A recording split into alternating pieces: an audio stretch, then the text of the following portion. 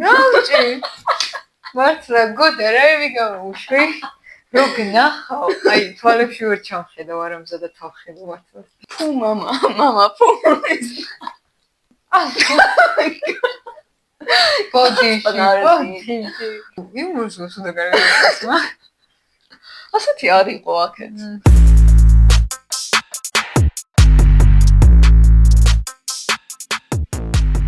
გამარჯობა, დღეს გამიხილავთ უკანასკენ ამოსულ თქვამდე, რომელიც იყო მაყურებლის შეკვეთა.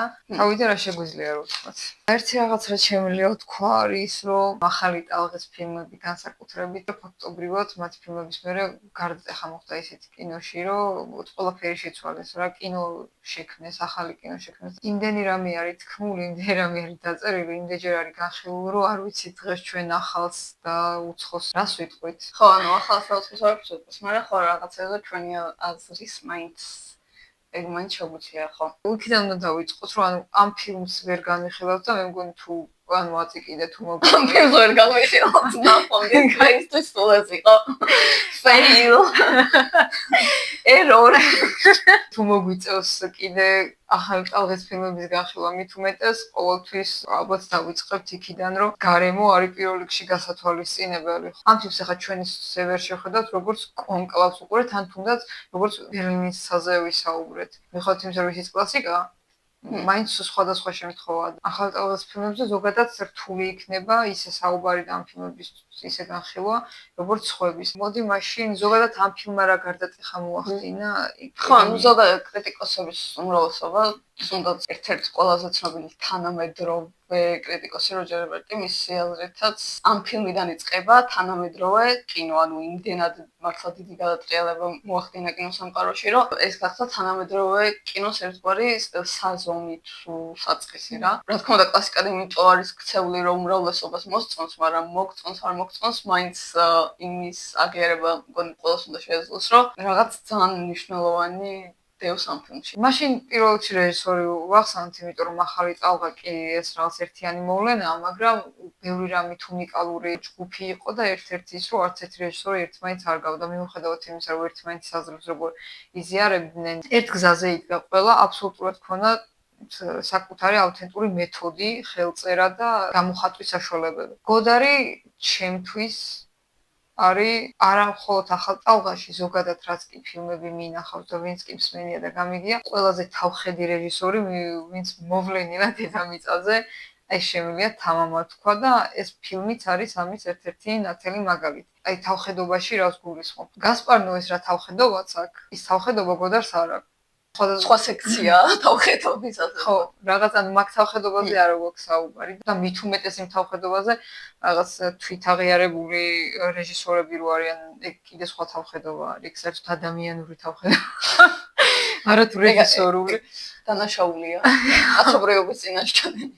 ხო, მოკლედ ყველაზე თავხედი რეჟისორი ჩემთვის პირადად. ყველაზე ექსპერიმენტული, ოღონდ ექსპერიმენტული ფილმია და რაღაც აბსტრაქტული და რაღაც მაგ მხრივ არა. ზოგადად ექსპერიმენტული ჟანრების, მიდგომის, თემების და ასე შემდეგ რა. იგივე ტრიუმფოს თუნდაც, ანიეს ვარძას თუნდაც, ან რომერს და ასე შემდეგ. სიახლეები ქონდათ ყველას, მაგრამ ძირითადად გარდატეხებზე თუ საუბრობთ, მაინც ყველაფერი უფრო გოდარისგან უფრო მოდის, ვიდრე დანარჩენებისგან. თუნდაც მეოთხე კედლის ჩამონგრევა და ჩამოხევა მაყურებლისთვის თავზე, ხო? ანუ გოდარია. ყველაზე აქტიურად დაიწყო გამოყენება, თორემ თლად ბოლომდე ახალიც არ ხო, არა, უხმო კინოშიც არის ეგეთი მომენტები, მაგრამ აი ეს თავხედობა ზუსტად, იგივე იმ უხმო კინოშიც ეს არ ახლდა. ცხოვრება მისი ცხოვრებით და აქაც უკანასკენ ამას ვთქვამდეს, ორჯერ არის მე მგონი, უკაცრავად მეხი ჩამოვარდა. უკაცრავად მეხი დაგვიცა. უკაცრავად გოდარმა გამოუშვა. იცი როგორ ანუ სათქმელი რა აქვს, რო გიყურებს აქ პერსონაჟი. ხო, იწან რო გეუბნებოდი, რომ ისე შემოვხედათ, თითქოს ქრიპ მე დავუძახე თქვენ, თითქოს მე დამაბრალა, რომ უკაცრავად რას მეძახი. ანუ მეოთხე კედლის დარღვევის მიზანიც ხო ეგ არის, რომ სხვანაირი კავშირი დაამყაროს მაყურებელთან, აი სპექტრუმის მეორე ბოლო რო ავიღოთ და დედპულში რო არის მეოთხე კედლის დარღვევა, მანდაც ხო ანუ აზრი ეგ არის, რომ მაყურებლის მესაიდუმ ლეა და რაღაც inside joke-ები. შეიძლება რამე ისეთი მხატვრული დატვირთვა არ კონდეს, მაგრამ თითქოს გაახლოებს იმასთან, რა თითქოს რაღაცას გიზიარებს მაგ გზერით. ხო. ოჩახთა. დაშდაუგეთეთ. ძალიან დიდი მადლობა. ეს ფილმი არის ძალიან ნათელი მაგალითი იმის სცენარი, როგორ გადაიქცევა ხოლმე ფილმად. ამ ფილმის სცენარისტები არიან გოდარი, ოჩაგროლი და ფრანსუა ტრუფო. ტრუფო. ტრუკინა. რა არის მოცემულობა სცენარში და გოდარმა რაები გააკეთა. თვითონ გადაღების დღევი რო იყო, იმ დღეს რაღაცებს ცვიდა და ხო და ეს ფილმი მოკლედ არის ძალიან ნათელი მაგალითი იმის, როგორ გარდაიქმნება ხოლმე სცენარი ფილმად, აი რამხელა განსხვავება არის და აი დანახვა. დაგვეცა. ძალიან ლიტერატურული სცენარია რა, ანუ რადიო დადგმა რო იყოს, ანუ რომ მოусმინო ამ დიალოგებს, ანუ მაინც საინტერესო იქნება, მაინც შეგიძლიათ, იმიტომ რომ მაღაზია რეალურად აგებული რა. აი სულ რო შეკრომ მთლიანი ფილმიდან სიჩუმე, სადაც არ ლაპარაკობენ. რავი, ალბათ რამდენიმე წუთი იქნება სულ რა, 2-3 წუთი, იმიტომ რომ აი სულ ლაპარაკობენ. ახალ ტალღას ზოგადად ხო ახასიათებს ეგ რომ ორი მხარე აქ ან ძალიან ღრმად ფილოსოფიურ რაღაცაზე უნდა ლაპარაკობენ პერსონაჟები, ან ძალიან ისეთ რაღაცაზე რომ აი გაგეცინება რომ აი რაზე ლაპარაკობ what? მაგრამ მაგის მიღმაც რომ რაღაც ისეთი ეგზისტენციალურია რა და აქ უფრო ეგეთი ნაწილია კი არის ის მომენტები როცა რაღაც ძალიან ღრმად მიდიან, ოღონდ უფრო ეგზისტენციალურ დონეზე არა, უფრო საკუთარი ცხოვრების და საკუთარი ადამიანური სიღრმეების დონეზე. ზოგი დიალოგია ძალიან სულელური, კარგი გაკეთებით, გოდარ. მოდი ახლა მხოლოდ სიუჟეტურ ამბავზე ვისაუბრებ და ტექნიკურს ბოლოს მოვუტოვოთ, იმიტომ რომ ყველაზე გემრიელი სასაუბრო ეგ არის. აი რაღაც თავხედობა ვახსენეთ, გოდარის თავხედობა. ეს მაგალითად ზღვა თუ არ გიყვართ, მთა და ქალაქი თუ არ გიყვართ, ერთ-ერთ მომენტში იძახეს ხო მიშელი და უცებ აყოლებს, თუ არ გიყვართ, ის თუ არ გიყვართ, ჯანდაბადეს გზა გქონია. სანამ მე ლაპარაკება, მე მაყურებელს. არა კონკრეტულად აგზნობინებს მე მაყურებელს ეხა თავს, ხო?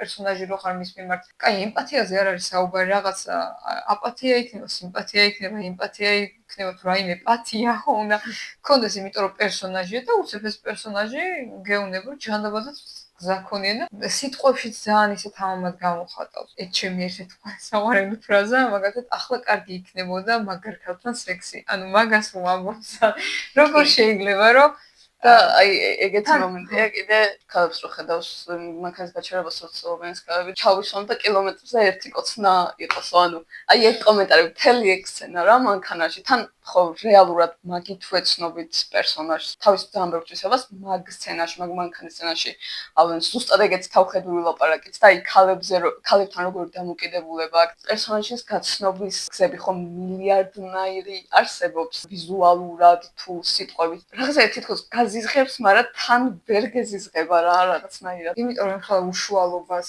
აუღებს შენთან ურთიერთობაში აბსოლუტურად უცხო ადამიანს.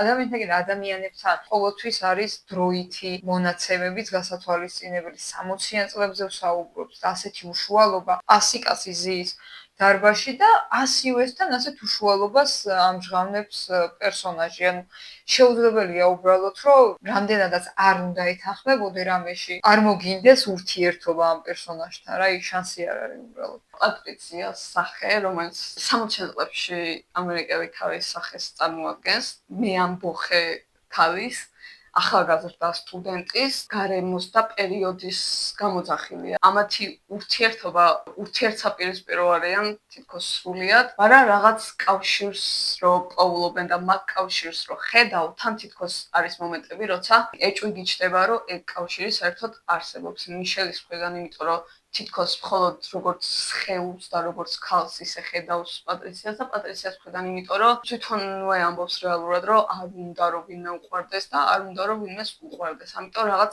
კონფლიქტები არის, მაგრამ ძალიან ცოტა, მაგრამ არის ის მომენტები, როცა მათ შორის იმ კავშირს ხედავ. მაგას რო ვერ ხედავდე, დასასრული არ იქნებოდა ალბათ ესეთი ეფექტური როგორც არის, მაგრამ რადგან მაგ რაღაც მომენტებს ხედავ, დასასრული მე ძალიან ეფექტური ფაქტურია. გარდა იმისა, რომ ამერიკელი ქალია სტუდენტის და ჟურნალისტი და სტუდენტი, აი გორი ფაქტორი, რომელიც 60-იან წლების ახალი ტალღა და სტუდენტური მოძრაობა და ეს ამბოხები და პროტესტები თავი იყვნენ გოდარი და ტრუფო განსაკუთრებით, იმიტომ ბუნებრივი რომ ეს მათთვის, ანუ გოდარისთვის იყო ეს ყველაფერი ძალიან ბუნებრივი. სხვა ფილმებში ცოტა მერეში, იგივე 2000-იანების აქეთაც მსგავს პერიოდზე პატრიცია ზნაირი ქალის ჩვენება კინოში, როცა უცდიათ, კარგ ფილმებშიც ცოტა სტერეოტიპული პერსონაჟები ჩანან. ნუ ახლა მსახიობებმაც აუწყეს ფეხი, მაგრამ გოდართან მით უმეტეს რა, ანუ რაღაც მსახიობი, არტისტი ნაკლებად ჩანს ხოლმე რა. აი დაახლოებით როგორც ნელ კინოში როგორც არის რომ უფრო მსახიობს ევალება უბრალოდ რაღაცის შესრულება, რაც შეიძლება გამლევმაც შეასრულოს რა, ანუ ამიტომ არის რომ ნელ კინოში ძირითადად პროფესიონალი მსახიობები არ არის. აქ ძალიან დიდი განსხვავებაა მაგაში, მაგრამ ზუსტად ეგეთი რაღაცა, ანუ რაც შენ ახსენე ახლა, რომ თითქოს ანუ იმ დიდ არტისტობას არ ავლენენ, ანუ არ სჭირდებათ ეგ, რაც შეიძლება თუნდაც სხვა ახალი ტალღის ფილმებში ჩანდეს რა. ეგეც ალბათ უფრო ორგანულს ხდის ფილმს, ანუ ბუნებრივობა. ხო, ნუ ჩვენ ხო რეალურად რა ვიცით ხა 60-იანი წლების საფრანგეთი ხო, ანუ 60-იანი წლების საქართველოს არ ვიცით ეს რეალურად, იმიტომ რომ ჯაზიბელი. ისეთ შეგრძნებას გიტყვევს უბრალოდ რომ თითქოს იცი რა, ანუ ესეთი რო ვფიქრობ 60-იანი წლების საფრანგეთი, ვფიქრობ იმ სამყაროზე, რომელსაც გოდარი გიჩვენებს და ეგ არის ძალიან დიდი მიღწევა ყოჭაყ. ერთი შეხედვით ძალიან არაკინემატოგრაფიული და ზოგადად ხელოვნებისთვის ძალიან უინტერესო ტიპაჟები უნდა იყვნენ ერთი შეხედვით, იმიტომ რომ რაღაც მიშელი, რომელსაც არაფერი არ აინტერესებს, ნიჰილისტური განწყობაში, მაგალითად სამყაროს მიმართ ნიჰილისტური დამოკიდებულება და აპათია რაღაც პერსონაჟს ხო უნდა ქონდეს რაღაც, რაც ახარებს, აბედნიერებს, რისთვისკენაც ილტვის და თითქოს ამას ეგეთი არაფერი არ აქვს შინაგანი რა, ანუ მაგას გულისხმობ.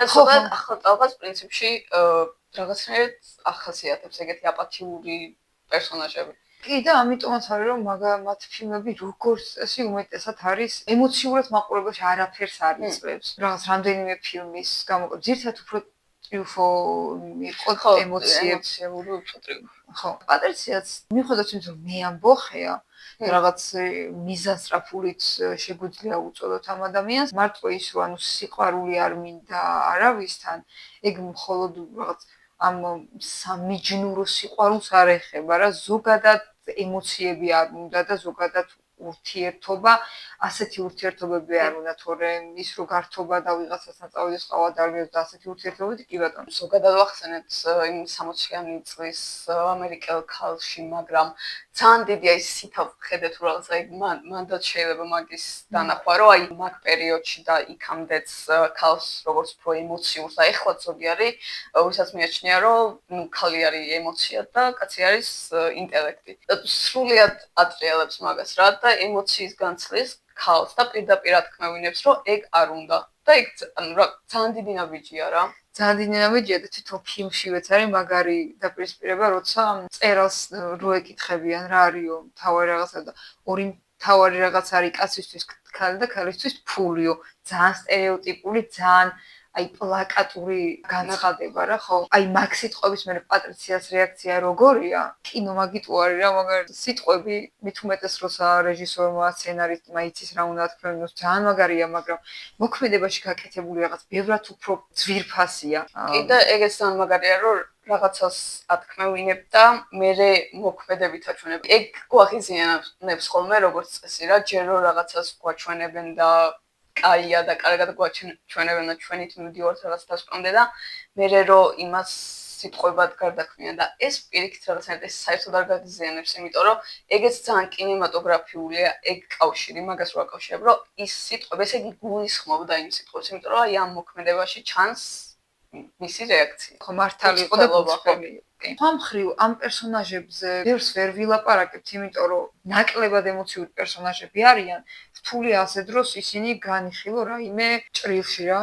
ყურით და გონებით უნდა უსმინო ახალი ტალღის პერსონაჟებს. ყურით თუ უსმინე, ძალიან ცოტა ინფორმაციას მოიტანს ფილმი შენამდე რა. წარაღან მერვილის პერსონაჟი ვახსენეთ, მიუხედავად იმისა, რომ რამდენიმე წუთი ჩანს, ძალიან ბევრი განცხადება ამ პერსონაჟისგან მოდის. ერთ-ერთი ყველაზე ცნობილი ფრაზა მაინც, რომელიც აი ხელოვანის ნათქვამი ფრაზა რა, ოღონ გოდარის ნათქვამი ფრაზა არის რა, აი აბსოლუტურად თავის სიტყვები რო ათქმევინა, რომ მინდა გავხდე უკვდავი და მერე მოვკვდე. აი ესეთი შეფასება საკუთარი გალაქტიონ.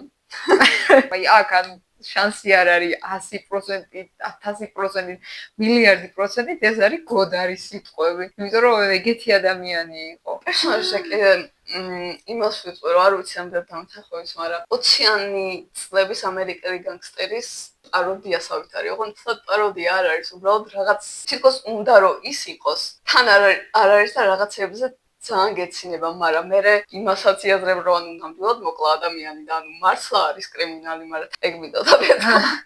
არის და თითქოს რა პოზასავით აქ არჩეული. ეს ფილმი ხო ისე არ არის ძალიან თავისუფლად არის გადაღებული, ვიღაცები ქუჩაში რო დადიან, მართლა გამრავლები არიან. ამ გარემოსთან თავისი ვიზუალით და აი რაღაც მე გამახსენდა ტომი და ჯერიში არის ხოლმე რაღაც ეგეთი სერიები, ტომი რო თეთრ კატას ეპრანჭება ხოლმე და ეს კოსტუმი რო აცვია, ანუ ისეთი კოსტუმი აცვია, რომ ტომის გავს მაგიმაში, ანუ კომიკური ის ეფექტი შემოაქვს მამფრიდან, ნუ ეგ სიგარა და რაღაც ძალიან ბევრი inside joke-ები არისო ფილმში, რომელსაც ჩვენ ვერ გავიგებთ. ძალიან ბევრი რაღაც არის და კი ხალხისთვის იღებდათ, მით უმეტეს ეს 60-იანი წლების ფილმები და ის ფილმი ცალკე მანიფესტი არის მაყურებლისთვის, რომ მასთან საუბარი რო უნდა და მაგრამ თანამდროს ან თვითონაც მაგრად ერთობოდნენ და გადავიდეთ ცოტა ტექნიკურ მონტაჟზე. რა თქმა უნდა, ძალიან შესამჩნევია ის ჭრები, რასაც გოდარი აკეთებს. ჭრა ერთი სცენიდან მეორემდე კი არ არის. ერთი ამოსუნთქვიდან მეორე ამოსუნთქვამდე ჭრის. რაღაც მომენტში დავაკვირდი ბექგრაუნდს რა და როგორც შენახსენე, ანუ ყველა არის უბრალოდ გამოვლენილი. წარმოდგენა რო არ ქონდას, რომ კაფეში იჯდა გოდარი და იღებდა ფილმს. ანუ ეგეთია უეჭველი. სპეციალურად დავაკვირდი უკან სეგმენტ მიზან სცენაში ჩანს გარეთ გადასასვლელზე გადადის ახალგაზრდა კაცი. არის ჭრა როცა იწყებს გადასვლას და რასაც აბამს არის ის, რომ ამთავრებს გადასვლას. ოღონდ ანუ ეს საერთოდ არ არის მნიშვნელოვანი, უბრალოდ აჩვენებს იმას, რომ რაღაც სხვა დუბლიდან კი არ ამოიღო ეს ნათქვამი, რაც პერსონაჟმა წინა პლანზე თქვა. იგივედან უბრალოდ ის რაღაც მილიმეტრი ფირის მოჭრა, რატო, ხო? ესე უნდა და იმიტომ. იმიტომ რომ ხელი ვაპარაკეთ. რაღაც ძალიან მიიქცია ამ ყურადღება, რომ მაგდენა დანიჭებს ხატრულ დატვირთვას, ანუ მაგ ხამხატულ დატვირთვას ანიჭებს ამ ხელს. მე ვიცი სხვა მოსალრება მაგაზე, რომ ეს ფილმი უფრო დიდი არის მოცულობით, იყო მოცულობით და როდესაც საქმე შემოკლebაზე მივიდაო, ანუ სცენები კი არა მოაგდო, მაკრატელი აიღო, მიადგა გოდარი. ის კი არა უყურა, ანუ აიღო ლენტა და ეს სცენაზე, აი ეს 3 წამი აქ ზედმეტია, კრაჭ, გადაწყვიტა რომ ფირში ემუშავა. ანუ რაღაც შეიძლება ფრაზა არის ამოჭრილი, ან ერთი სიტყვა არის ამოჭრილი. კი, ანუ სიარული მიდის და ისევ ჭრის მერე ისევ სიარულიდან აგზელებინებს. ოღონდ სადღაც შუაში ამოჭრა იჭრა, იმიტომ რომ ეს 2 წამი ეჩვენა ზედმეტად, მაინც და მაინც. ეგეთი ფიჟი იყო, ვერ იყო თავისად. დამხრივ, ანუ ერთ-ერთი უხეში ქათები და ჯამპ ქათები, მიუხედავად იმისა, რომ თლიან ფილმში ასია, ვიზუალურად ყველაზე საინტერესო იყო, ანუ ეფექტური იყო პოლიციის მკვლელობის სცენა. ხო, რაღაც სამი კადრით რო გაჩვენებს რა მოხდა რაღაცნაირად. და ინტერესებს რა ფხელა იყო რეალურად ფილმი რო ეგრე ყომაწამს ეგეთი ჭრა. 9 საათი ამოჭრა ეგრეო. რა უწვალია. იმდენ რაღაც კიდია ჟანუ გოდარს თავის ფილმებში. იმიტომ რომ ეს არ არის იმისთვის რა მნიშვნელობა. კაი, რაში გაინტერესებს მაყურებელო ეს ყველაფერი. შეხე რაზე გელაპარაკები, ნახე რა მაგრამ მაგ დამონტაჟებული ფილმი, ნახე კამერას რას ვაკეთებინებ, პერსონაჟები როგორი მყავს, ანუ რაღაც ის სხვა ბევრად უფრო მნიშვნელოვანი, ანუ ასეთი რაღაცები ვითომ ზერევე დამოკიდებულებით იმხელა სიყვარულს აჩვენებს თავის საქმის მიმართ, რომ მეტი როა შეიძლება. მაგრამ ეხლა სად არის და თუ იღიმის. აი ხო კოფი რო ხარჯებს შავს ეშმაკი და მაინც რო სიამოვნებაა. ანუ უკაცრავად მე რომ ვინმეს ეჭვი გეპარება თუ ჩამოგონდა ჯუჯურეჭი მოხდა ანუ დიდი ბოდიში აბრაგონი რომ მე-7 სართულზეა 64-ის მიუხედავად იმისა რომ მონტაჟი უფრო შესამჩნეველი. ხო შესამჩნეველი თავარი ამბავია კამერას აუცილებლად უნდა ვახსენოთ მიუხედავად იმისა ასევე რომ რაღაც თავისუფალი კამერა ასევე არ იყო ახალი წელს გამოგონება პირველივე წამებიდან მანქანაში რომ სხედან მიშელი და კამერამენი კამერასთან ურთიერთობა ანუ ბლოგია ხო ანუ ზუსტად მიშელი აი ზუსტად აი მიშელი ხო მაყურებელს ელაპარაკება კამერას ისე კარგად აქვს შეთვისებული რომ მე ახლა უბრალოდ გადამღები კი არ ვარ მე ხა მაყურებელი თამაშობს რაღაც ფილმში ეს მაყურებლის სუბიექტური კამერა ხო ხაი ზუსტად მაყურებლის მეც ვგზავრობ იმაში მანქანით იმიტომ რომ ერთ წამს მიშელს უყურებს უსმენს და უცებ რა ლამაზი ხედია და წავიდა და იქით იყურება ან ძალიან მაგარი დღევანდელი გადმოსახედი დანაშაული არ არის რომ თვალში არ მოხდეს სასიამოვნოდ ეხლა 60-იან წლებში მით უმეტეს ხო პატრიციას პირველი გამოჩენა რასაკვირველია ქუჩაში ეს დაუვიწყარი ეპიზოდი არაფრის მთქმელი ერთი შეხედვით ხო და ამ დროს ანუ კინემატოგრაფში ან რამდენი საუკუნე უნდა გავიდეს რომ ასეთი დონის, ასეთი მასშტაბის დაუვიწყარი ეპიზოდი და სცენა შეიქმნას და ეს ყველაფერი არის ერთიანი მუშაობით. გარდა იმისა, რომ რეალობაში ხდება, ხო რეალობაში გულისხმობ, ეხლა რას ვთქვით, რომ ის მანქანები მართლა დადიან, გოდარის დაქირავებული ის არ არის. კამერის მდგომარეობა მომწონს ძალიან ეს ოდნავ დახრილი ქვემოდან, თვალთვალებს თითქოს და კუჩი რომ იყვება. ყველაფრის გამო იმიტომ არის ეგ კადრი დაუვიწყარი და არა იმიტომ რომ რაღაც ისეთი დატვირთვა მიცა ახლა ამ ეპიზოდს გოდარმა ისეთი სიღრმეები და ფილოსოფიური ზრახვები ქონა ამ ეპიზოდში არანაირად ეს ეპიზოდი ისე როგორც თლიანი ფილმი იმსახურება ისევ და ისევ იმ ზოგად იდეოლოგიას რაც ქონდათ ამ ჯგუფს კამერის მოძრაობით